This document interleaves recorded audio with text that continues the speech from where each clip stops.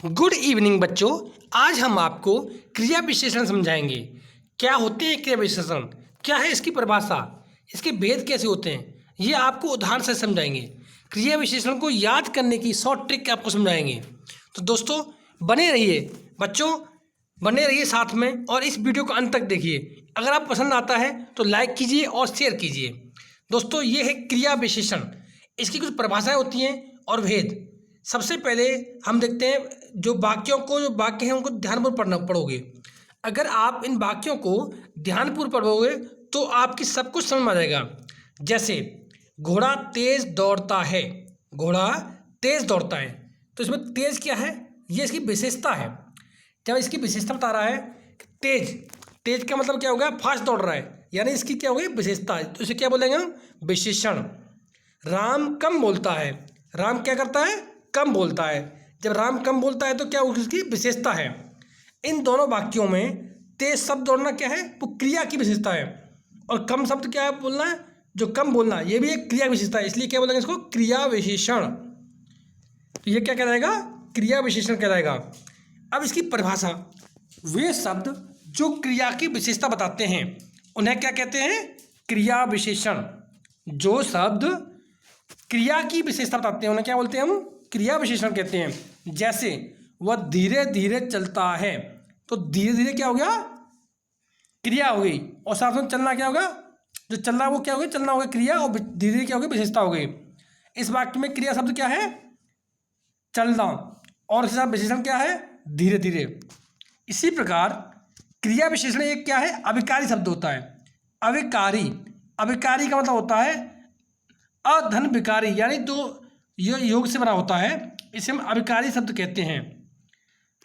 इसका विकारी का अर्थ होता है, विकारी का अर्थ होता है कि शब्दों में लिंग, वचन, कारक, काल आदि के अनुसार परिवर्तन करना, उसे क्या बोलते हैं, विकारी शब्द बोलते हैं। अभिकारी शब्द होता है वे शब्द जो लिंग, वचन, कारक, काल आदि से प्रभावित नहीं होते, वो क्या होते हैं, अभिकारी शब्द होते हैं। इसी प्रकार क्रिया विशेषण किसी लिंग, वचन, कारक, काल आदि से प्रभावित नहीं होते। क्रिया विशेषण में इससे कोई फर्क नहीं पड़ता है। इसके भेद, इसके चार भेद होते हैं। कितने भेद होते हैं, चार भेद। कौन कौन से होते हैं, पहला होता है कालवाचक क्रिया विशेषण, कालवाचक क्रिया विशेषण। दूसरा होता है स्थानवाचक विशेषण, स्थानवाचक क्रिया विशेषण। तीसरा होता है रीतवाचक क्रिया विशेषण, और चौथा होता है परिमाणवाचक क्रिया विशेषण। तो ये चार विशेषण हैं। इसी के आधार पर इनके भेद। कालवाचक, कालवाचक का मतलब होता है जैसे समय, काल का शब्द क्या हो गया, समय। तो आप देख सकते हो समय, जैसे कि जिस शब्द से किसी क्रिया के होने का समय का बोध हो, जैसे सुबह, शाम, दिन, रात, आज, कल, परसों, लगातार, दिन भर, ये सब क्या होता है, ये जो होते हैं ये समय। इसके अंदर देखो ये जो उदाहरण दिए हैं इनमें आप देख सकते हो, इनमें सब समय दिया गया है, परसों, प्रातः, हमेशा, लगातार, ये सब समय है। तो इसे क्या कहते हैं, कालवाचक।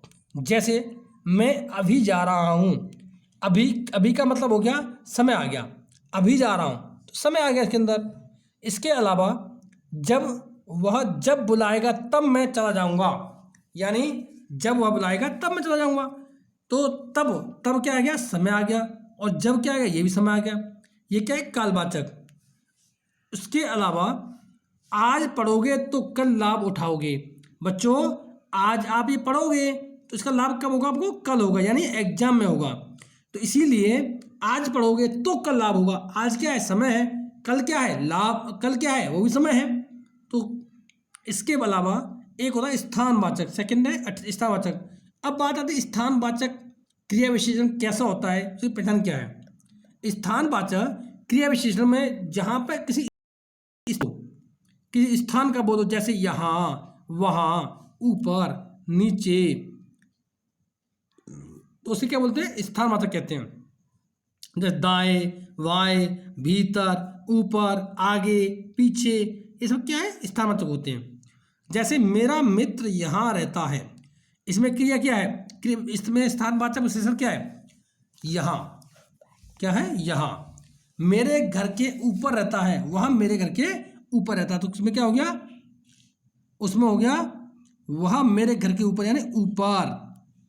सेम ऐसे ही कभी कभी वह इधर आ जाता है, यानी तो कभी कभी वह इधर, इधर क्या होगा, स्थान, तो ये क्या होगा, स्थानवाचक विशेषण हो गया। अब आता है रीतिवाचक विशेषण, यानी जिस शब्द से किसी कार्य के होने या किए जाने का ढंग या तरीका पता चलता है उसे कहते हैं रीतिवाचक, यानी रीतिवाचक विशेषण कहते हैं। जैसे धीरे धीरे, तेज, जल्दी, एकाएक, फटाफट, चुपचाप, शीघ्र, ध्यानपूर्वक, अचानक आदि। जैसे वह धीरे धीरे चलता है, चलना क्या हो गया, क्रिया, और धीरे क्या हो गया, विशेषण। मैं भी तेज चलता हूँ, तो चलता क्या हो गया, चलना हो गया विशेषण, अपना क्रिया हो गया, और तेज क्या हो गया, विशेषण। तो इसमें शब्द आ रहा है, इसके सामने धीरे धीरे, तेज, बहुत जल्दी, तुम बहुत जल्दी करते हो, तो क्या हो गया, ये रीतवाचक विशेषण है।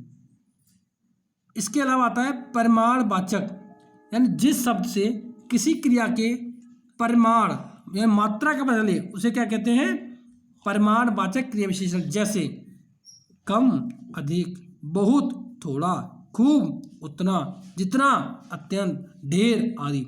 यानी उदाहरण के लिए, आप तो बहुत कम खाते हैं, यानी कम, कम क्या हो गया, परिमाणवाचक। जितना खाना है उतना ले लो, उतना लो, यानी जितना खाना है, ये मात्रा हो गई, उतना लो। राम अधिक बोलता है, राम अधिक बोलता है, ये क्या हो गई, मात्रा हो गई। तो ये होता है परिमाणवाचक विशेषण। तो दोस्तों, बच्चों, आपको ये समझ में आ गया होगा कि विशेषण के प्रकार और क्रिया विशेषण के जो 4 प्रकार हैं वो समझ में आ गया होगा। तो अब ऐसी ही लेटेस्ट अपडेट, लेटेस्ट जानकारी और बच्चों को कैसे क्रिया विशेषण और सब कुछ सीखना है, इसके लिए इस चैनल को आप सब्सक्राइब कीजिए और अपने साथी बच्चों को शेयर कीजिए ताकि वो भी इससे सीखें। तो बच्चों, अगर इसमें कोई भी आपको डाउट है, कोई समस्या है, तो आप इसके लिए कमेंट कीजिए, हम आपके डाउट का समाधान करेंगे। थैंक यू दोस्तों, bye bye, see you, Tata.